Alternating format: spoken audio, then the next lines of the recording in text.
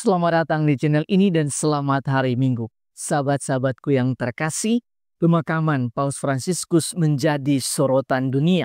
Sebab ada ribuan media yang menyiarkannya dan ada 130 delegasi yang diantaranya ialah 50 kepala negara dan 10 raja yang turut hadir di sana. Semua fakta ini hendak menunjukkan bahwa Paus Fransiskus adalah salah satu orang yang cukup berpengaruh secara spiritual di dunia saat ini. Pengaruhnya tidak lain disebabkan oleh komitmen dan perhatiannya bagi perdamaian dunia, cinta kepada orang-orang sederhana, dan kesederhanaan yang ia miliki. Banyak media menyoroti 3 keutamaan dan kualitas dirinya ini, secara khusus kesederhanaan yang sudah menjadi bagian dalam kehidupannya. Bahkan sesudah pemakamannya, ada beberapa hal dari dirinya yang menjadi sorotan banyak orang. Ialah sepatu, peti, dan kuburan sederhana yang banyak orang saksikan saat proses pemakamannya.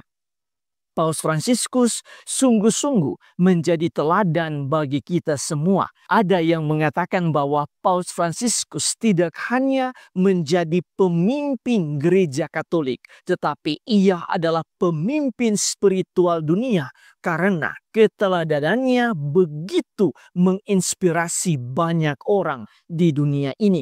Ia sungguh-sungguh menjadi salah satu dari saksi Kristus yang unggul di dunia ini karena ia memberikan kesaksian tentang cinta dan kesederhanaan Kristus tidak hanya dengan kata-kata tetapi dengan perbuatan dan seluruh kehidupannya.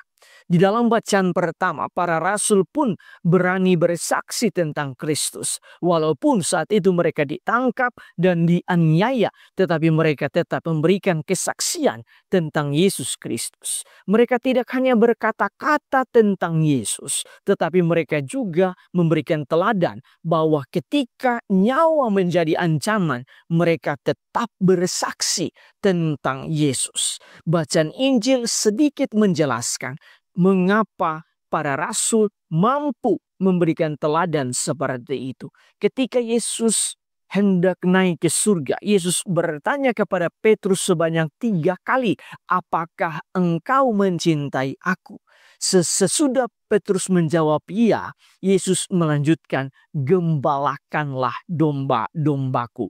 Penggembalaan atas dasar cinta itu disaksikan oleh para rasul yang lain, sehingga penggembalaan, kesaksian, dan keteladanan mereka tentunya berlandaskan pada cinta mereka kepada Yesus. Sedangkan di dalam bacaan kedua, di dalam penglihatannya, Santo Yohanes menyaksikan bagaimana para penghuni surga memberikan pujian dan kemuliaan kepada anak domba yang disembelih.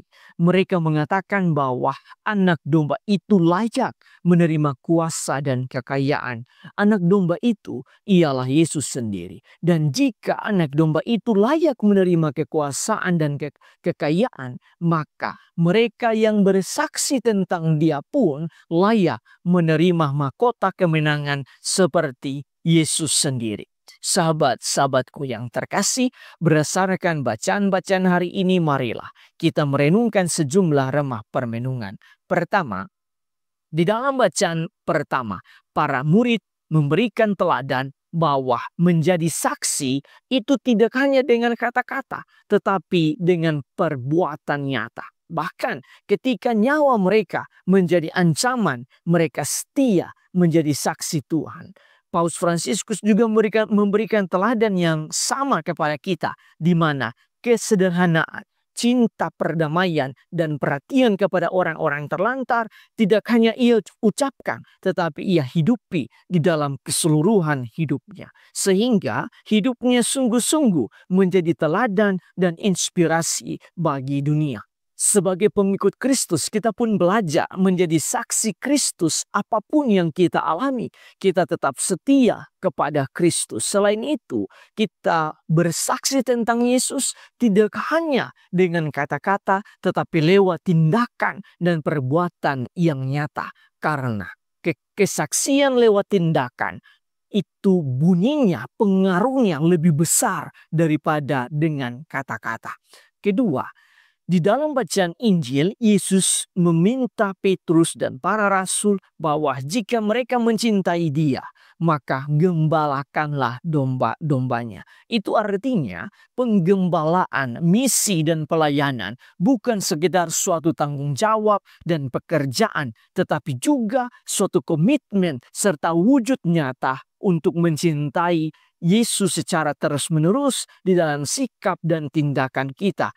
Kita semua sebagai pengikut Yesus tentunya mengambil bagian di dalam setiap pelayanan Kristus. Apapun bentuknya, kita juga di dalam kehidupan setiap hari itu melayani sesama. Sebagai orang tua kita melayani anak, sebagai anak kita pun patut melayani orang tua. Sehingga kita semua turut mengambil bagian di dalam pelayanan apapun bentuknya. Maka marilah kita memberikan kesaksian kepada dunia bahwa melayani bukan sekedar memamerkan kemampuan dan ajang untuk show kebaikan. Tetapi itu adalah kesempatan bagi kita untuk memperlihatkan seberapa besar kita mencintai Tuhan dan sesama. Tuhan memberkati kita semua.